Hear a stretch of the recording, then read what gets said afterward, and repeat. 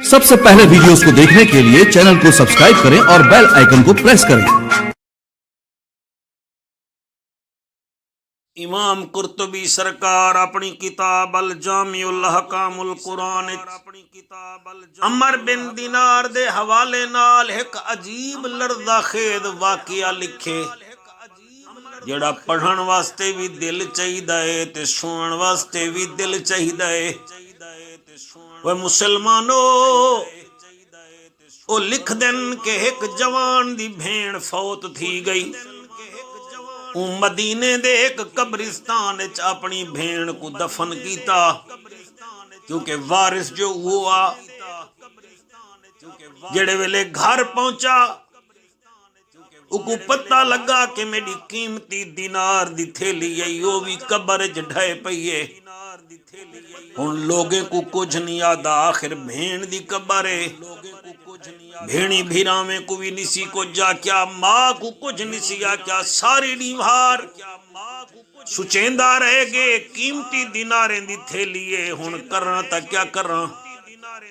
आखिरकार सोचे सी रात को वेसा हम शीरा दी कबर दी मिट्टी हटे सा अपनी दिनारां दी थैली चाके वल मैं कबर ते मिट्टी सट के वापस आवे सा।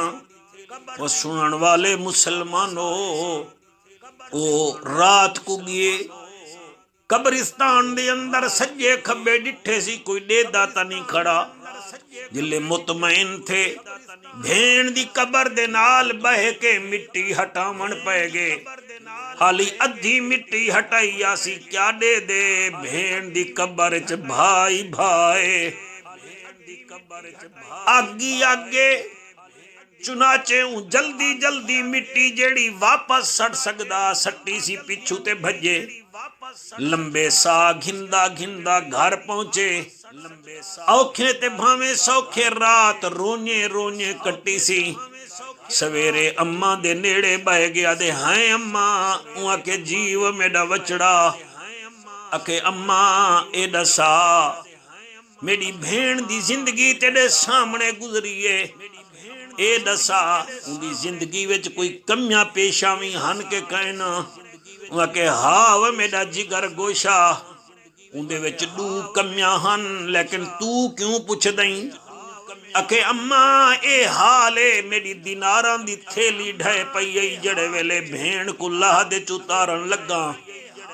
सारी दीवार सुचेंदा रह गईयां। रात सोचे मी अम्मा तेरे कने निमी पुछा मैं वल गया कब्रिस्तान में मिट्टी हटावन पिया मैं के भेण दी कबर चो अपने दिनारें दी थैली चा के वल मिट्टी नाल कबर सीधी जा करे सा। वह मेरी अम्मा मैं क्या डिठे जले मिट्टी हटावन पिया मेरी भेण दी कबर च भाई भाई मैं को दसा मेरी अम्मा मां धी को ज्यादा जान दिए उनदे विच कमियां केड़ियां हन।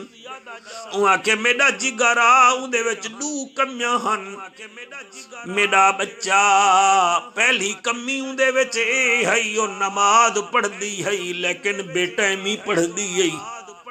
अच्छा अम्मा पहली कमी ता उनदे विच ए है नमाज सुस्ती नाल पढ़दी है लेकिन ए दसा दूजी कमी केड़ी है मां दी है। मेरा बचड़ा रात को उठी उठी के हमसाए दे दीवारा नाल कन ला के उन्हें जा गाली सुनदी है।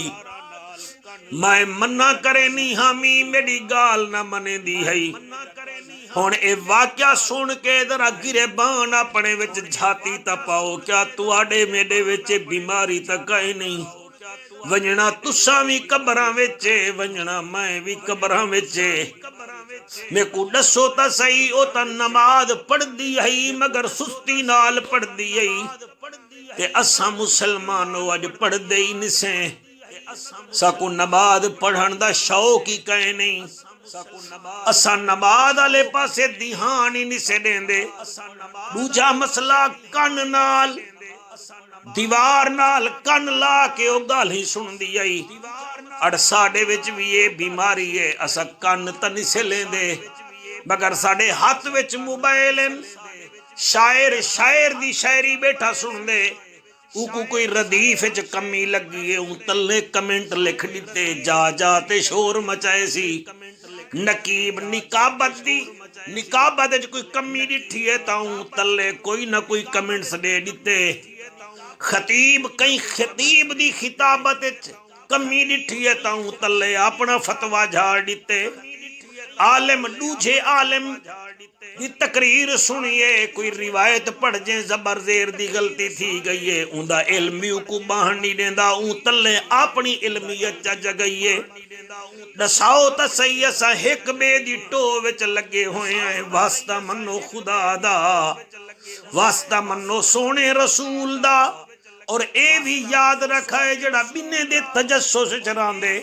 उको जिंदगी विच सकून नहीं आंदा ओ पूरी जिंदगी बेसकूना थी के रहंदे कब्र विच भी भा ते जिंदगी विच भी इवें औखा थी के रहंदे ते जड़ा कहीं दे मुआमलात च दखल नहीं देंदा उंदी जिंदगी विच भी सकून है उंदी कब्र विच भी अल्लाह रहमता फरमेसी ही वास्ते मेरे भिरावो कोशिश करो बल्कि कोशिश क्या सुन के वादा करो नमाज को भी पढ़ो टाइम ते और लोगों दे मुआमलात विच ज्यादा दखल ना दिता करो मौली साहब तकरीर बैठा करेंदे 1 घंटे दी तकरीर विच उंदी जबर जेर ना देखो 60 मिनट दी तकरीर विच 1 मिनट अमल च करो ओ मौली साहब दा बेड़ा भी पार थी वेसी तुसा सुनने वाले दा बेड़ा भी पार थी वेसी।